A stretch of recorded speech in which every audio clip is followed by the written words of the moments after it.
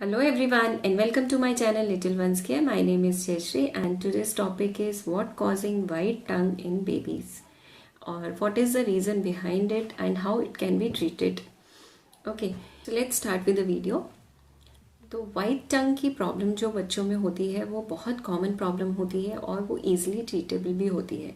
तो अब ये जो प्रॉब्लम है ये दो रीजंस की वजह से हो सकती है। One is thrust and the other one is milk residue. Milk residue means milk का टंग पे कलेक्ट हो जाना।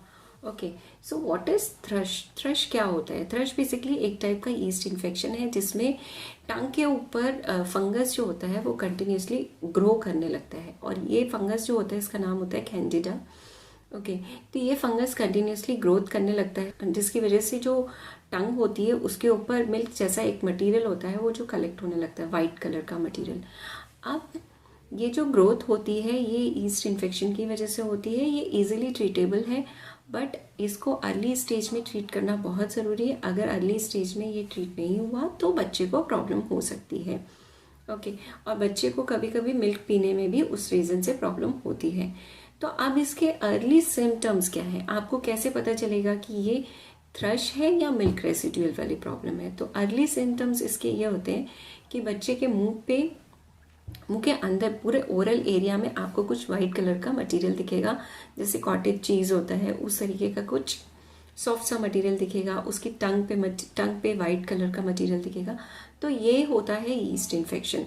अब इसी को हम थ्रश कहते हैं। तो थ्रश में आपको बेसिकली करना क्या है? अगर आपको लगता है कि ये थ्रश है या अगर आपको फिर भी डाउट है तो आप क्या कर सकते हो, वो उस एरिया को आप अच्छे से क्लीन करो।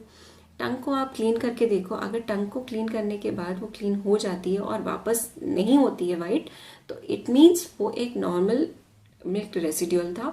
अदरवाइज ये एक इन्फेक्शन है और इस इन्फेक्शन को आपको ट्रीट करना है। ये एक फंगल इन्फेक्शन है, ईस्ट इन्फेक्शन है, तो इसमें डॉक्टर भी आपको एक एंटी फंगल मेडिसिन प्रिस्क्राइब करते हैं और उस मेडिसिन को आप यूज़ करने के लिए बेटर है अगर आप उसको फीडिंग सेशन के 30 मिनट्स बिफोर दीजिए, ताकि आप वो मेडिसिन ज़्यादा से ज़्यादा टाइम तक बच्चे के मुंह में रहे और उससे इन्फेक्शन जो होगा वो जल्दी से ख़त्म हो जाएगा।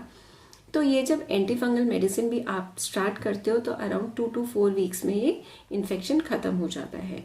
तो बेटर है आप इसको अर्ली स्टेज में ट्रीट करिए। अब सेकेंड चीज़ ये अराइज होती है कि इसका रीज़न क्या है। इसका मेन रीज़न है बच्चों का इम्यून सिस्टम। बच्चों का इम्यून सिस्टम जो होता है वो बहुत वीक होता है।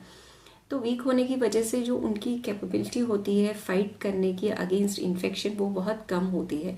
ये इन्फेक्शन यंगस्टर्स में भी आ सकता है बट उनका क्योंकि इम्यूनिटी सिस्टम बहुत स्ट्रांग होता है और वो अच्छे से अपना ओरल एरिया क्लीन कर सकते हैं, इसलिए उनके में ये प्रॉब्लम बहुत कम विजिबल होती है। और मोस्ट ऑफ द केसेस में ये जो बच्चे मिल्क फीडिंग करते हैं उनमें ये ज़्यादा विजिबल होती है।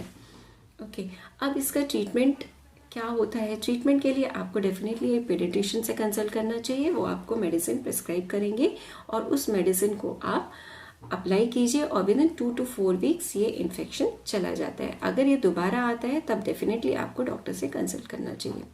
नाउ, अब अगर बच्चे को ये इन्फेक्शन है और आप एक ब्रेस्ट फीडिंग मॉम है तो डेफिनेटली ये फंगल इन्फेक्शन आपके में भी ट्रांसफ़र हो सकता है। अगर आपको किसी भी टाइप की ब्रेस्ट फीडिंग से रिलेटेड प्रॉब्लम हो तो डेफिनेटली आपको अपने डॉक्टर से कंसल्ट करना चाहिए, क्योंकि अगर आपके में ये प्रॉब्लम है, मदर में ये प्रॉब्लम है, तो डेफिनेटली ये बच्चे में फिर से ट्रांसफ़र हो सकती है। अगर एक बार ट्रीटमेंट दे भी दिया तब भी उसके बाद ट्रांसफ़र हो सकती है।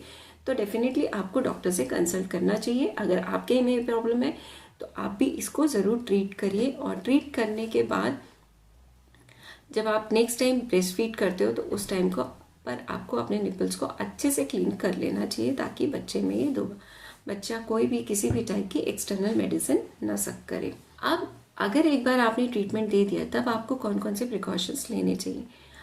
जब आप इसका ट्रीटमेंट शुरू कर चुके हैं तो उस टाइम पे ही आपको बच्चे से रिलेटेड जो भी आइटम्स वो सक करता है या जो जिन टॉयज़ के साथ खेलता है, जो मिटन्स पहनता है, उन सबको केयरफुली क्लीन करना चाहिए।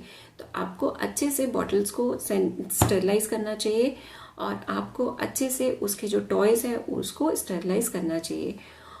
ठीक है, तो ये बहुत ज़रूरी होता है, अदरवाइज इन्फेक्शन फिर से वापस आ सकता है। तो you have to be very careful for that. Okay, अब नेक्स्ट रीज़न वाइट टंग का ये होता है मिल्क रेसिड्यूल। मिल्क रेसिड्यूल क्यों होता है बच्चों में? क्योंकि बच्चों में जो सलाइवा होता है वो बहुत कम जनरेट होता है एज़ कम्पेयर टू यंगस्टर्स। तो इस वजह से वो जो मिल्क पीते हैं तो कभी कभी मिल्क जो होता है वो टंग पे जाकर के डिपॉजिट हो जाता है, उसके कुछ पार्टिकल्स डिपॉजिट हो जाते हैं। तो अगर हम रेगुलरली टंग को क्लीन नहीं करते हैं तो वो मिल्क कंटिन्यूसली डिपॉजिट होता जाता है और वाइट टंग विजिबल होती है। तो उसको रिमूव करने के लिए आप एक चीज़ कर सकते हो कि रेगुलरली उसकी टंग को क्लीन करें। और रेगुलरली टंग को क्लीन करने के लिए आप एक सॉफ्ट कपड़ा ले सकते हो, उसको पानी में डाल के उसकी टंग को और आसपास के ओरल एरिया को अच्छे से आप क्लीन कर सकते हो। उनके गम्स को भी रेगुलरली क्लीन करना चाहिए ताकि किसी भी टाइप का इन्फेक्शन इंट्रोड्यूस ना हो बच्चों में। ओके, तो एवरीडे टंग क्लीनिंग बहुत ज़रूरी होती है और इन सब चीज़ों का ध्यान रखिए आप अपने बच्चों के साथ। तो अगर आपके बच्चे में थ्रश भी है तो भी वो इजीली ट्रीटेबल है, तो आप उसकी टेंशन मत लीजिए। और अगर मिल्क रेसिड्यूल है तो वेल एंड गुड। ओके, सो ये था मेरा आज का वीडियो। तो आई होप आज आपको ये मेरा वीडियो पसंद आया होगा। अगर मेरा वीडियो पसंद आया तो प्लीज़ इसको शेयर कीजिए, सब्सक्राइब कीजिए मेरे चैनल को और मेरे वीडियोस को ज़रूर लाइक कीजिए।